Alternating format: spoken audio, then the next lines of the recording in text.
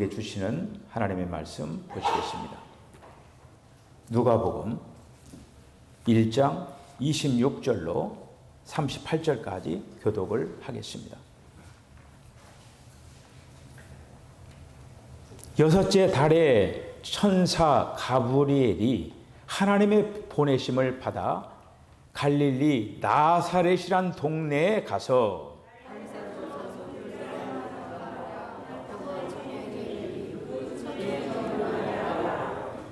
그에게 들어가 이르되 은혜를 받은 자여 평안할지어다 주께서 너와 함께 하시도다 하니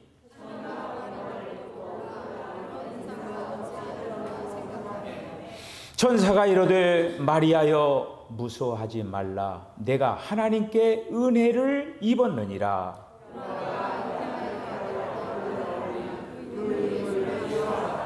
그가 큰 자가 되고 지극히 높으신 이의 아들이라 일컬어질 것이요 주 하나님께서 그 조상 다윗의 왕위를 그에게 주시리니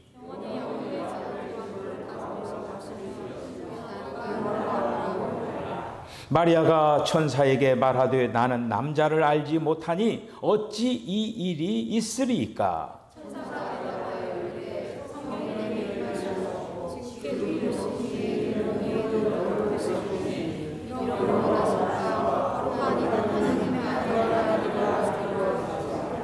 보라 내 친족 엘리사벳도 늙어서 아들을 배었느니라. 본래 임신하지 못한다고 알려진 이가 이미 6달이 되었나니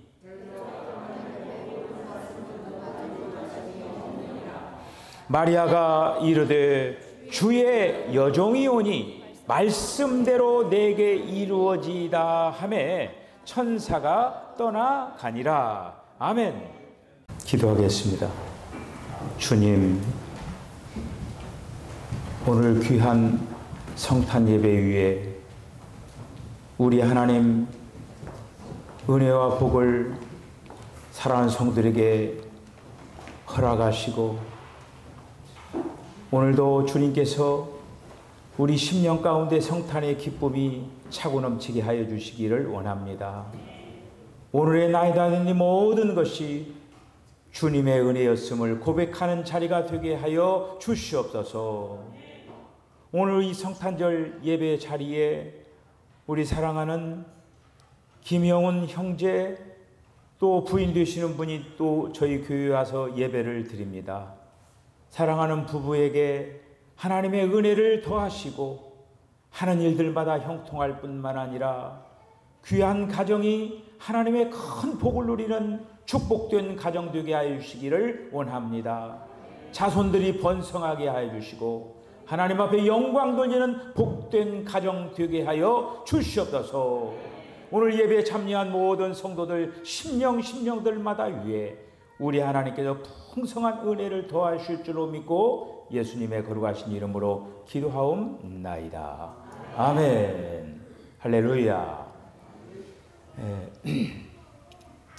기쁜 성탄입니다.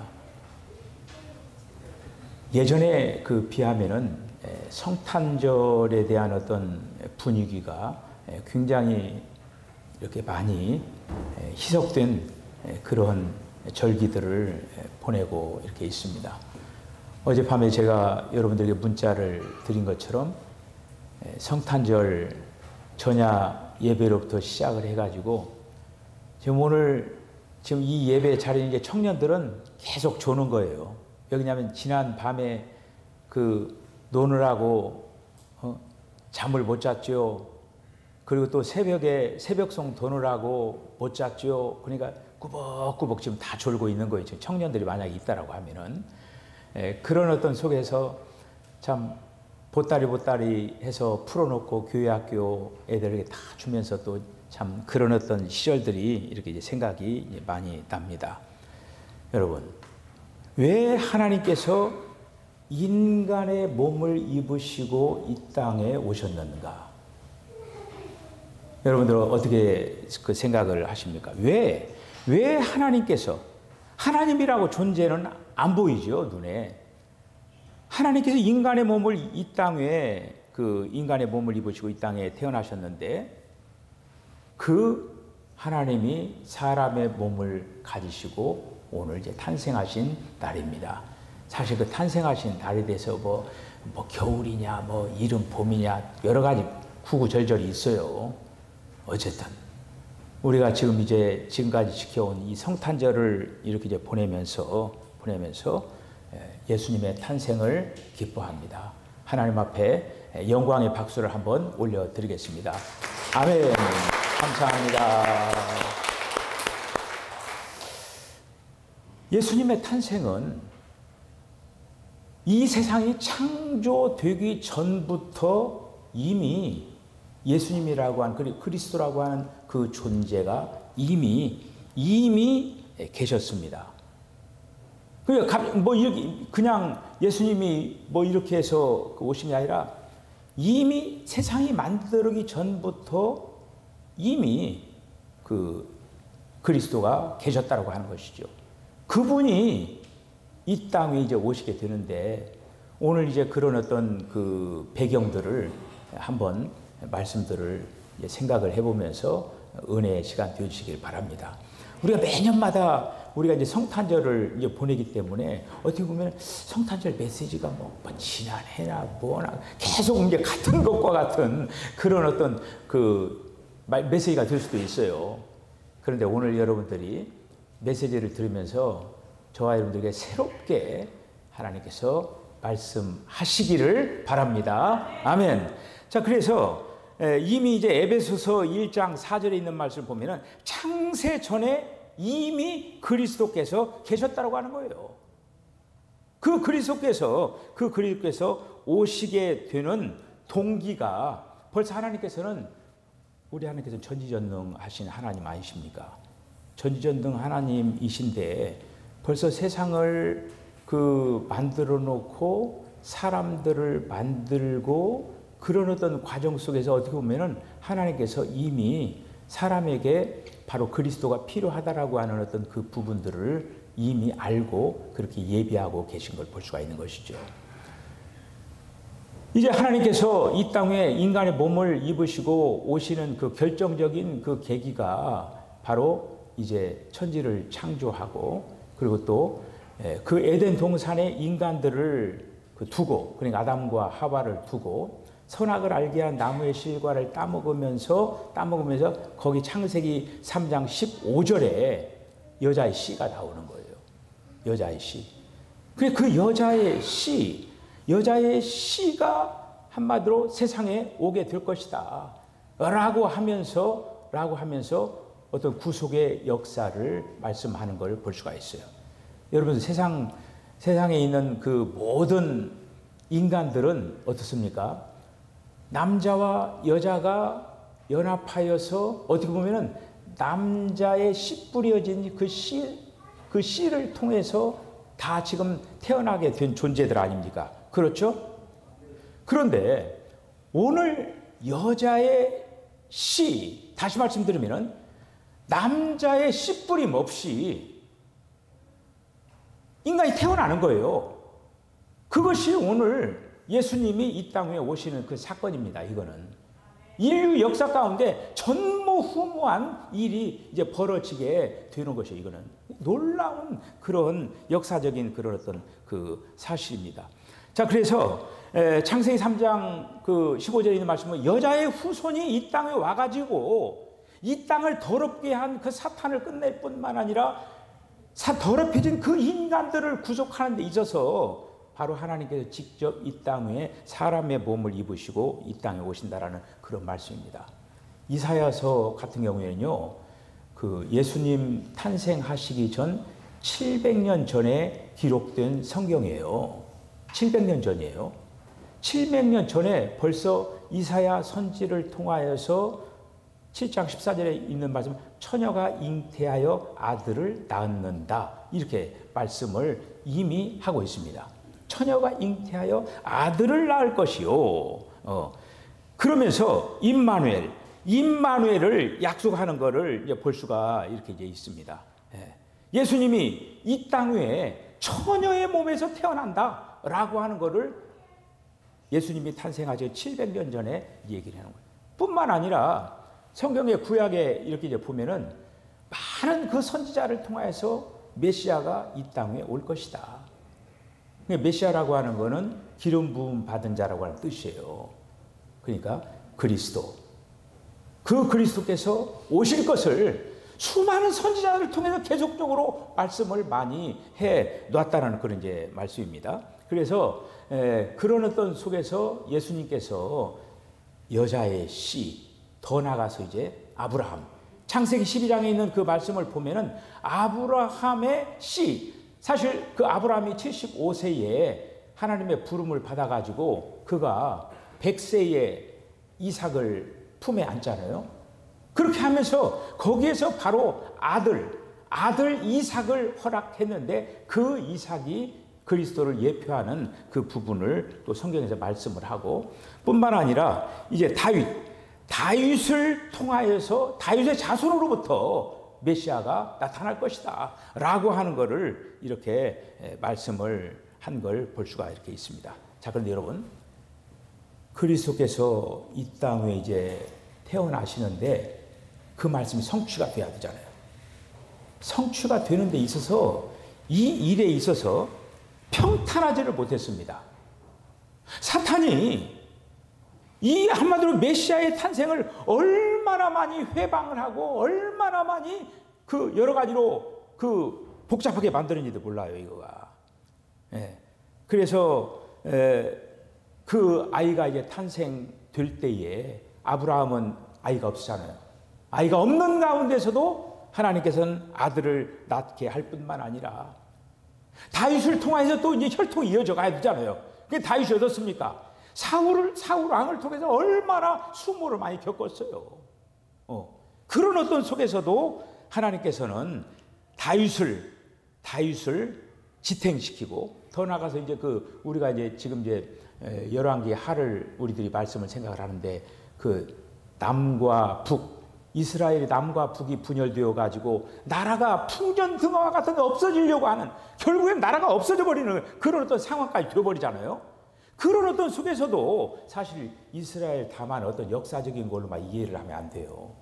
그 배후에는 사탄이 이 메시아가 이 땅에 나오지를 못하도록 하기 위한 어떤 계기였다고 하는 것이죠. 왜? 메시아가 이 땅에 탄생이 되면은 가장 치명적인 상을 받을 자가 누구냐? 사탄이에요. 우리가 이제 그 예수님이 오셔서 이 땅에 오셔서 우리가 이제 예수님이 오셔서 다만 우리를 죄에서 구원하기 위한 거기까지만 생각하면 짧아요. 우리를 죄에서 구속하기 위하여 십자가에 달려 죽으셨을 뿐만 아니라 사탄을 끝내고 더 나아가서 우리에게 생명을 주시기 위하여서 예수님이 이 땅에 사람의 몸을 입으시고 태어나셨다라는 그런 이제 말씀입니다. 자, 그런 어떤 속에서 그 이스라엘이 멸망의 그런 어떤 그 위기 속에서 국가가 사라지기도 하고, 이런 어떤 속에서 베들레헴이라고 하는 그 곳에서 이제 한마디로 이제 그 메시아가 탄생이 되어야 되는데, 그 당시에 요셉과 마리아는 어디에 살고 있었느냐 하면은 나사렛에서 살고 있었어요. 나사렛에서 베들레헴은 상당히 먼 거리입니다. 그런데 가이사 아구스토를 통하여서 천하에다가 호적을 하라고 하니까 자기 고향 땅에 가서 한마디로 등록을 해야 되는 거예요. 그러니까 마리아와 요셉은 자기 고향인 베들레헴으로 가야 되는 거예요. 그래서 성경에는 베들레헴에서 메시아가, 그리스도가 탄생이 된다라고 예언을 해놓은 거예요. 그러니까 이 마리아가 나사렛에서 아기를 낳으면 안 되는 거예요. 나사렛에서. 그런데 그 호적이라고 하는 걸 그동안에 한 번도 하지 않다가 갑자기 호적령이 떨어져 가지고 이 마리아와 요셉이 베들레헴으로 가게 됐다고 하는 거예요. 그런 어떤 속에서 베들레헴으로 이동을 해가지고 거기에서 이제 아이를 낳는데, 그런 어떤 가운데 가만히 내버려 둡니까, 사탄이? 헤롯 왕을 시켜가지고 이제 동방밖에 세 사람들이 그 애굽의 궁을 찾아갔잖아요. 찾아가니까 두 살아이의 미만의 아이들을 막 다 죽여버리라고 한 거예요. 이렇게 다 그런 하나하나가 메시아의 탄생을 계속적으로 이런 어떤 그 방해를 했다고 해요. 그럼에도 불구하고 예수님께서 미가서 5장 2절에 있는 그 말씀대로 이 땅 위에 이제 탄생이 되는데, 미가서 5장 2절에 있는 그 말씀을 보면은 베들레헴 에브라다야, 너는 유다 족속 중에 작을지라도 이스라엘을 다스릴 자가 내게서 내게로 나올 것이라. 그의 근본은 상고요 영원에 있느니라. 이게 베들레헴이라고 하는 어떤 지명이 또 이제 다른 곳에 있는데, 여기다 뭐라고 얘기를 했느냐면은 베들레헴 에브라다로 불리우는 베들레헴, 거기 가서 나야 된다라고 하는 거예요. 그래서 이 베들레헴을 정확히 지적을 해주는 걸 볼 수가 있습니다. 여러분, 그 베들레헴이라고 하는 건 두 단어가 합해져 있는 그 단어거든요. 베들, 그 다음에 레헴. 베들이라고 하는 것은 한마디로 집을 얘기하고 있는 거예요. 그 다음에 레헴은 빵. 그러니까 한마디로 베들레헴은 빵집이에요. 빵집, 베이커리. 예수님께서는 요한복음 6장에서 뭐라고 말씀하시냐면은 나는 생명의 떡이다. 사람들에게 한마디로 베들레헴은 말 위에서 그 속이 먹이를 먹는 그런 통 아닙니까? 세상에 있는 그 모든 사람들의 먹이가 되기 위하여서 예수님께서 오신다라고 하는 그런 어떤 그 상징적인 어떤 그 부분이 말구리에서 탄생이 되는 거예요. 그 말씀, 미가서 5장 2절에 있는 이 말씀, 하나님께서는 그 영원한 세계에 계시거든요. 하나님께서 영원한 세계에 계시고, 지금 우리들이 사는 이 세계는 이 시간이라고 하는 어떤 공간에 살고 있는 거예요. 시간. 하나님이 시간 안으로 들어오는 거예요. 시간 안으로. 근데 이 시간 세계라고 하는 건요, 우리가 이제 성경을 깊이 보면 어떻게 하냐면 이 시간 세계가 없어지는 때가 있는 거예요. 가장 마지막에 보면은 이 시간이라고 하는 그 공간이 없어져가 영원으로 합해져 버리는 그런 것이 이제 성경의 마지막 부분이에요. 그러니까 하나님께서 시간 안으로 들어오시는 거예요. 그런데 시간 안으로 들어오는데 누구를 만나기 위해서 오시느냐? 사람을 만나기 위하는 거예요. 근데 사람들은 하나님을 봐야 되는데 안 보이잖아요. 근데 만약에 사람들을 만들었는데 호랑이의 어떤 모습으로 나타나면은 사람들이 그 호랑이를 만나려고 하겠어요? 다 도망가죠. 원래 사람이라고 하는 존재는 그리스도의 형상대로 만들었다. 그냥 하나님의 모양대로 만드는 거예요. 하나님의 모양대로 만들었다고 했잖아요. 그러니까 그 하나님의 모양대로 만든 그 인간에게 하나님께서 나타나는 거는 똑같은 모양으로 가지고 이 땅에 온 거예요. 그리고 와가지고 인간의 어떤 그 구속의 문제뿐만 아니라 생명을 나눠주고 더 나가서 사탄을 끝내기 위하여서 나왔다고 하는 거예요. 오늘 본문에 이게 누가복음에 있는 말씀을 보면은, 누가복음 1장 28절에 있는 그 말씀을 보면은 마리아에게 뭐라고 얘기하느냐면은 은혜를 받은 자여 평안할지어다 이렇게 되는 거예요. 은혜를 받은 자여 이렇게 얘기하는 거예요. 이게 은혜는 받는 거예요. 은혜는 이제 받는데, 오늘 이제 은혜를 받은 자여 평안할지. 여러분들 예를 들어서 그 시집안간 지금 처녀 마리아가 갑자기 이제 그 잉태한다라고 하는 그 얘기가 오늘 본문 말씀이거든요. 여러분들이 마리아 입장에서 한번 생각을 해보셔요. 정말 깜짝 놀랄 일 아니에요, 지금? 그럼 믿어지지도 않잖아요, 지금. 아니, 인간의 어떤 상식적인 것은 어떻게 돼요? 남자와 여자가 연합해야만이 그 아이를 갖는 거 아닙니까? 그런데 남녀 관계 어떤 관계가 없었는데 자기가 아이를 갖는다고 믿어지겠어요? 자, 그런데 앞서서 엘리사벳이라고 하는 그 이제 여인이 늙어가지고 아이가 없었는데 엘리사벳을 수태시키는 거예요, 하나님께서. 그러면 마리아에게 어떤 그걸 보면서 확신시켜 주는 거예요. 야, 엘리사벳도 늙어가지고 저 봐라. 지금 아이를 뵌 지 6개월이나 돼가지고 배가 불러오지 않느냐. 너 하나님께서 너 아이를 가지게 할 수 있어.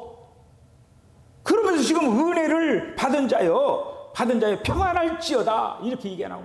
여러분, 성경에서 특별히 신약에서 어떻게 보면은 그 하나님의 신약 경륜에서 이 은혜라고 하는 것은 최고의 어떤 계시의 어떤 부분입니다. 은혜라고 하는 것은 굉장히 높은 지점에 있는 그런 어떤 계시예요. 그래서 은혜라고 하는 것 도대체 뭐냐? 은혜라고 하는 것은 뭐냐면은 하나님 자신이 우리 안에 오는 것을 가르쳐서 은혜라고 하는 거예요. 여러분들 은혜 받았습니다. 그 얘기는 뭐냐면 좋은 얘기 들었습니다. 그 얘기 아니에요. 정확히 얘기하면은 은혜 받았습니다. 그건 하나님이 나에게 오셨습니다. 이걸 얘기하는 거예요. 하나님이 나에게 오셨습니다. 지금 마리아에게 지금 하나님께서 천사가 얘기하는 거예요. 은혜를 받은 자요. 다시 말씀드려 마리아에게 하나님이 너에게 지금 임했다라고 하는 것을 말씀을 해주고 이렇게 있다고 하는 거예요. 그래서 마리아 안에 머물 뿐만 아니라 마리아 안에 태 속에 임해가지고 잉태시켜버렸다고 하는 거예요. 그래서 사람 안에, 그러니까 사람 안에 그냥 들어올 뿐만 아니라 아예 마리아 안에 수태를 시켜가지고 결국 탄생시킨 그분이 바로 예수라고 하는 거예요. 그 예수, 겉은 우리와 똑같죠. 사람이죠. 똑같은데 하나님이시라고 하는 거예요. 그래서 오늘도 이제 찬양을 했잖아요. 참 신과 참 인간이신 그 모습으로 오신 분이 바로 예수라고 하는 거예요. 그러니까 하나님의 메시는 인간인 그런 어떤 존재는 세상 인류 그 어떤 역사 속에 첫 번째가 바로 예수님이시라고 하는 거예요.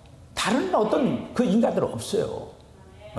자, 이런 어떤 속에서 성령으로 잉태해주신 그 부분을 35절에서 분명하게 얘기하고 있는 거예요. 천사가 대답하여 이르되 성령이 내게 임하시고 지극히 높으신 이의 능력이 너를 덮으리니 이러므로 나실 바 거룩한 이는 하나님의 아들이라 일컬음을 받을 것이라. 하나님의 아들이라 일컬음을 받을 것이라 라고 하는 거예요. 예수님을 이렇게 수태해서 이 마리아가 한마디로 아이를 낳아서 그 이름을 예수라 하라. 그 예수가 이 땅에 탄생된 날, 오늘 이제 우리들이 이런 그 날을 지금 기념을 하고 있다라고 하는 거예요. 자, 그런데 문제는 여기서 끝나는 게 아니에요. 지금 마리아가 성령으로 잉태해가지고 아들을 낳은 것처럼, 다만 예수님이 지금 이 사역을 어떻게 하기를 원해서 예수님이 오셨느냐 하면은 예수님이 그 인간으로서 모든 과정을 거치시고, 그리고 공생의 시작해서 3년 반을 또 이제 사시고, 그리고 이제 십자가에 달려서 죽으시고 부활하시고 승천하셔서 성령으로 오셨잖아요. 거기가 굉장히 중요한 지점이에요. 이것을 이루기 위하여서 예수님이 사람의 몸을 입으시고 이 땅에 오신 거예요. 마리아를 성령으로 잉태한 것처럼 예수님이 성령이 되어가지고 저와 여러분 안에 지금 임하기 위해서, 나눠주기 위해서. 지금 다 세상 사람들 다 예수님을 나눠주는 거예요. 지금 누구든지 받는 사람마다 다 나눠주는 거예요. 그래서 우리가 이 땅에서 삶을 사람 여러분 120 산다고 했죠. 120 살으시길 바랍니다. 예. 그냥 하나님이 정하신 거예요. 그거는 여러분들의 이제 능력에 의해서 여러분들 잘 관리하시고 이렇게 하면은 120 사는 사람도 있을 것이고, 아니면 또 빨리 죽는 사람도 있을 그럴 거예요. 어쨌든 하나님께서 정하신 숫자는 120이에요. 아무리 오래 산다고 하더라도 120이에요. 그런데 예수님이 이러한 모든 과정을 거치셔서 그 성령이 저와 여러분들에게 오심으로 여러분들은 영생할 수 있는 존재가 됐다고 하는 거예요. 할렐루야! 그래서 바로 이게 기쁜 소식이에요. 이거. 근데 우리는 죽어도 죽는 게 아니에요. 죽어도 죽는 게. 그 예수 믿는 사람들 죽는 모습을 보면요, 되게 다 몸부림을 안 쳐요. 편안하게 잠자듯이 그렇게 소천하는 걸 볼 수가 있습니다. 왜? 그냥 잠자고, 늘 목사님한테 들은 얘기가 그냥 잠자는 겁니다. 잠잤다가 이 다음에 깰 날이 돌아옵니다. 그런 얘기 많이 듣잖아요.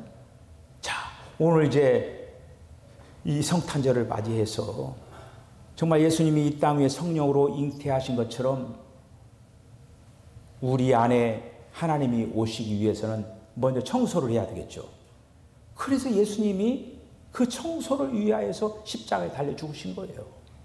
우리의 모든 죄를 다 깨끗게 하시고, 그리고 나서 이제 주님이 우리 안에 오시게 됐다라고 하는 거예요. 여러분, 그렇게 사역하신 그 주님을 사랑하시길 바랍니다. 사랑하시고 이제 내년에 정말 그 생명이 이제는 자라나야, 제가 늘 강조하고 계속적으로 부르짖는 것이 바로 그거잖아요. 그 생명이 다만 씨로 끝나서는 안 돼요. 그 씨가 계속적으로 자라야 된다고 합니다. 아무쪼록 주님 앞에 가장 아름다운 모습으로 성장하고 성숙하고 장성해져서 이 다음에 주님 만났을 때 기쁨으로 만나는 우리 성도들 다 되어주시길 주의 이름으로 축복합니다. 기도하겠습니다. 주님, 은혜와 사랑을 감사합니다. 이 성탄절에 다시 한번 주님의 오심을 말씀을 통해서 확인하게 하여 주시고, 우리 주님이 말씀하신 그 말씀대로 이제 성취되어서 우리 주님이 이 땅에 오셔서 저희들을 구속하여 주실 뿐만 아니라 세상을 끝내고 사탄을 끝내고 사망을 끝내고 우리에게 생명 주신 것들을 무한히 고맙고 감사를 드리옵나이다. 주님, 이 생명을 받았사오니 이 땅에서 우리가 무엇보다도 하나님을 위하여서 아름답게 잘 삶을 감당해 나갈 수 있도록 하나님 축복하여 주시옵소서. 예수님의 거룩하신 이름으로 기도하옵나이다. 아멘. 지금은 우리 주 예수 그리스도의 거룩하신 은혜와 하나님 아버지의 극진하신 사랑과 성령의 감동함과 교통하심이 성령으로 잉태하여 사람의 몸을 입으시고 탄생주신 주님을 축하하면서 이제는 그 주님이 우리 안에 씨 뿌려져서 거듭나게 하시고 지금 그 씨가 자라나서 주님의 형상을 닮아가게 하신 것을 감사합니다. 이 일을 아름답게 이루기 위하여서 마음과 정성을 다하겠다라고 결단하는 우리 사랑하는 성도의 심령과 가정과 기업과 저들의 삶 가운데 지금부터 영원까지 함께 하시기를 간절히 축원하옵나이다. 아멘.